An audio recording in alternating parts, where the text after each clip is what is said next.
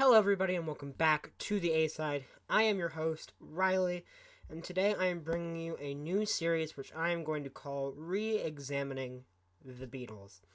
In this series, I'm going to go through and review all 13 of the Beatles studio albums.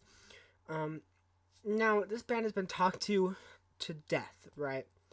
But here's the thing. Lately, there's been a bit of a counterculture movement, and it has been around for a while now, but I'm just seeing it a lot lately. A lot of people are really talking shit about the Beatles, and that's fine. Everyone is allowed their own opinion. But I feel like a lot of these opinions aren't necessarily based in anything other than the fact that they like to hate something popular. My friends kind of rag on the Beatles constantly. They make fun of me for liking the Beatles. But when I inquire about it further, why they hate the Beatles so much they can't even name a single song. And I want to take an opportunity to use my platform and my love of music to go through their career and really just dig into what makes them so great and why they are considered to be the greatest band of all time, because they really are.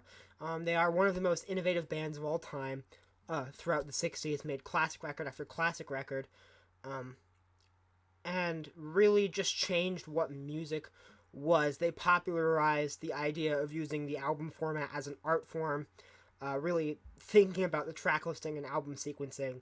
They invented multiple genres, including heavy metal. They kind of changed the way you could use, the studio and your identity to make music. And they are, without a doubt, the most influential and innovative band of all time. Them, along with the Beach Boys, really are the cornerstone for everything that modern pop and rock has been up to this point. It would not be the same without either of those bands.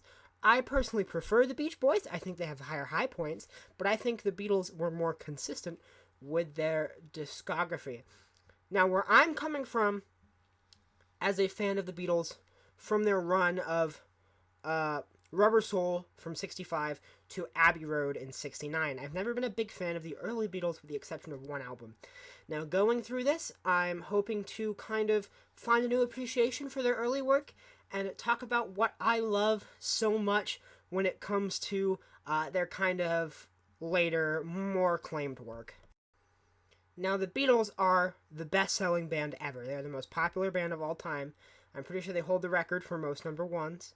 Their compilation album of their number ones is, I believe, like the second or third greatest selling album of all time. Michael Jackson's Bad is number one. I think Back in Black might be number two. This band is huge. Many people consider them the greatest band of all time and their favorite band of all time. I don't even know if the Beatles cracked the top 20 for me. They'd be very close. But they really did define what music could do and had become with records like Sgt. Pepper's Lonely Hearts Club Band, Abbey Road, The White Album, Rubber Soul, Revolver. But how did they get so big? They just started out as this little skiffle band from Liverpool. Well, a very quick, oversimplified history. I'm definitely not a Beatles expert, but John Lennon was in a band called the Quarrymen and got his friend George Harrison to join to play guitar. Eventually, they ran into a dude named Paul McCartney at a church who picked up bass and joined the group. And eventually, they got rid of their old drummer and brought in a new drummer called Paul McCartney. And did a little bit of time at a hotel, playing in a hotel in Germany, and kind of started to accumulate a following. And from there, it's all history. But why did this silly little band from Liverpool blow up? It's not like it was like, hey, John, why don't we become famous? That's a great idea, Ringo. Not exactly what happened. And it's interesting how you look at the history of it all in post-World War II Europe, why the Beatles really took off. Of course, rock and roll being an American standard at that point throughout the 50s, kind of growing and expanding in America, becoming kind of the counterculture there, the youth really embracing it throughout America. And it comes to the way the youth was feeling in the 60s in Europe. Of course, the generation before had been through World War II. And after the war, people just kind of dropped it. And in post-Nazi Germany, there's this guy called Adolf Eichmann, who was a Nazi who didn't get prosecuted at the Nuremberg trials. It wasn't until years later, and this was one of the first big trials to be on TV. And many kids saw Eichmann in Germany, and he looked just like, a middle-aged man with glasses, and Ty, he looked to a lot of them like their father or their teacher or their neighbor. And of course, they had heard whispers of the war, but then they started to hear things about, the tragedies of the Holocaust, which I won't get into. And that kind of left the sneaking suspicion in this younger generation as a whole about, what did my parents do? What did my father do in the war, And this kind of went throughout all of Nazi-occupied Europe, or formerly Nazi-occupied Europe, places like France and Poland. And there was a general vibe even outside of Nazi-occupied territory, where Europe throughout the 19th and 20th century saw themselves as the beacon of civility and civilization in the world, that all other civilizations were below them, and that there was this idea of you had to, through European society, you went from barbarism to civilization. And this generation saw, the atrocities of the war and thought, well, that's not very civilized. 2 world wars back to back, slaughtering millions of people. And they began to reject the European culture of the generation before them and turned to American culture, aka rock and roll.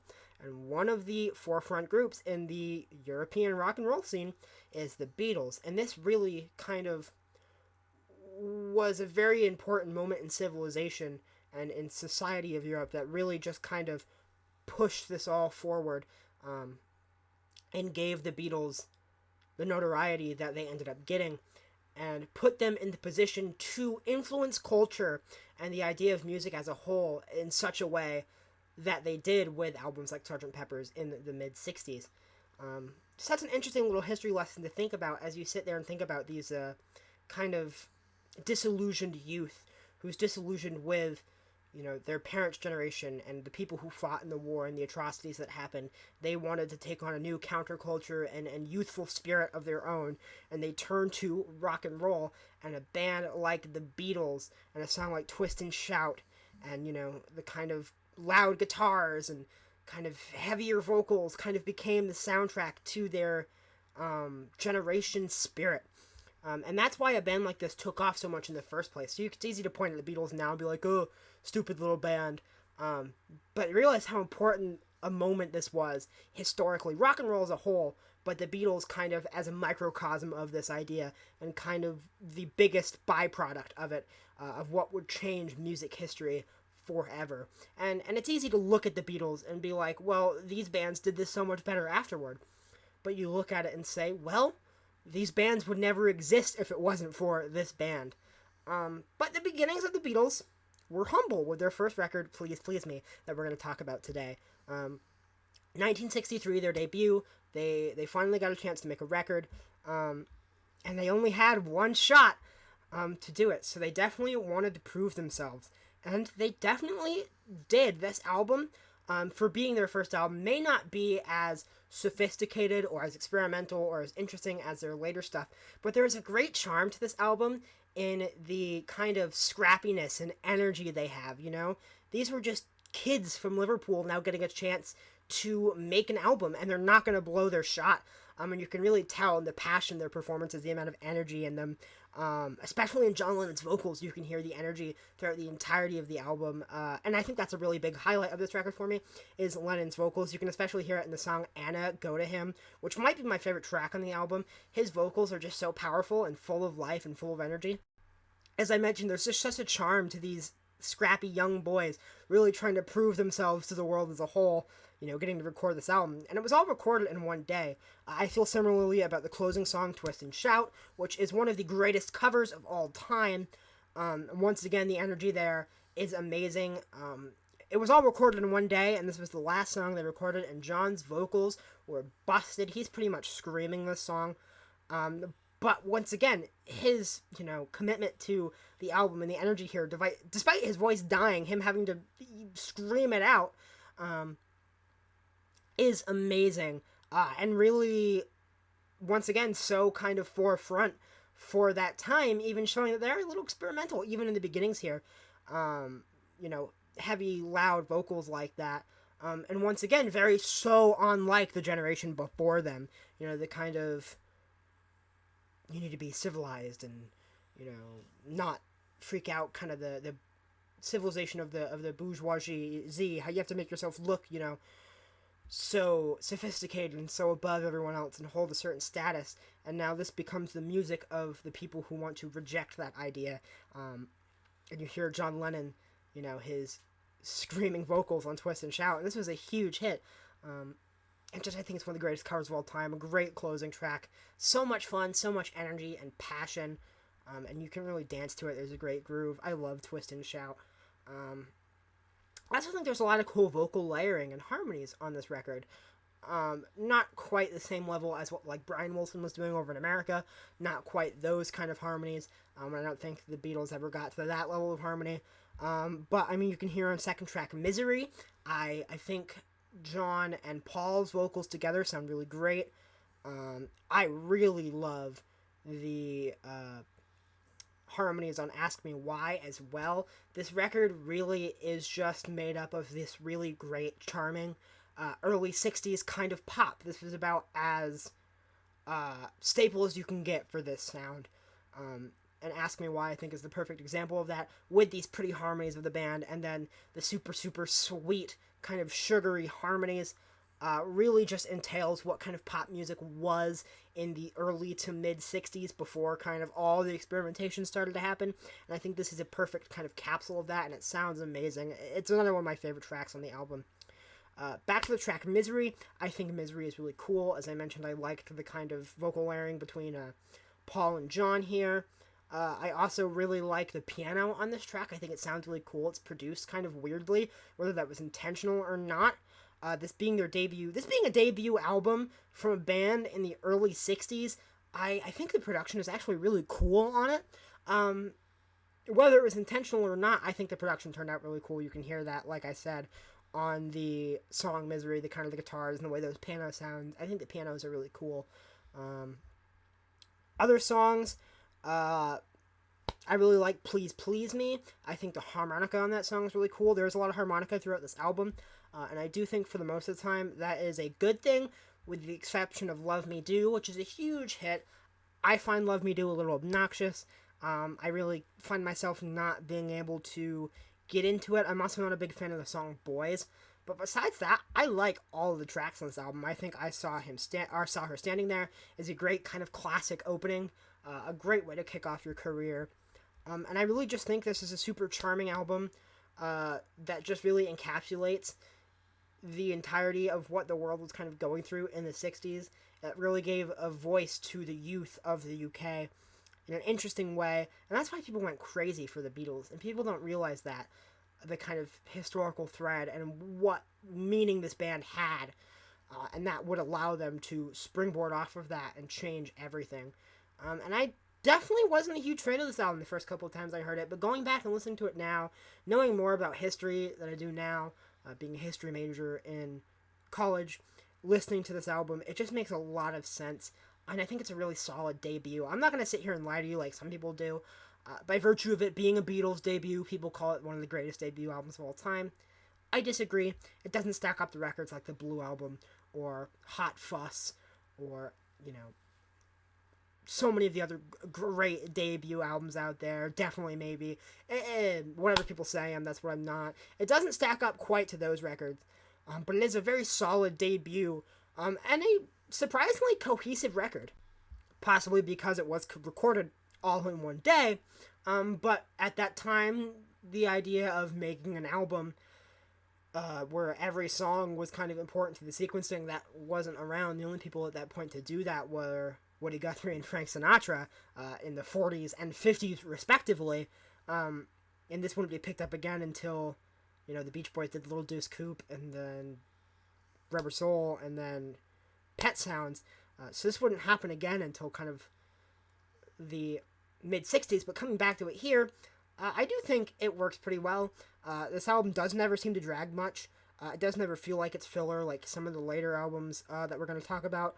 I think this record's actually really solid for someone who doesn't always care for early Beatles as much. I really like this album and have found a good appreciation for it. I don't recommend you start with it. I think this is a great record for people who are liking the Beatles after you've listened to the classics that we're going to talk about later, one to come back to and listen to. And if you are a fan of early Beatles, I think this is really good. Not my favorite early Beatles record. There is one that I do actually really like, but I enjoyed this record quite a bit. With the exception of one or two tracks, I think this is a really solid debut with a lot of energy, that kind of scrappiness of these young boys trying to prove themselves to the world. And it's just a solid pop rock record from the 60s, from a band that would just so happen to go on and make some of the most amazing music ever made. And I think by virtue of that, sometimes some people, I don't know, some people really overrate the Beatles' early stuff, but some people vastly underrate it. So it's hard to kind of pick the consensus on it, but I think some of the people who underrate it see it as it being lesser because of some of the really amazing stuff they would go on to do. And you're not going to find a song like Strawberry Fields Forever on this record, but what is here is just some great classic pop rock from the 60s. And I'm okay with that. The energy here is great, and I just really like Please Please Me. I'm feeling a 7- out of 10 on this record. Let me know what you think of this record. Leave a like, subscribe if you're new around here, because I'm going to be covering every single Beatles album. And yeah, I'll see you next time in With the Beatles.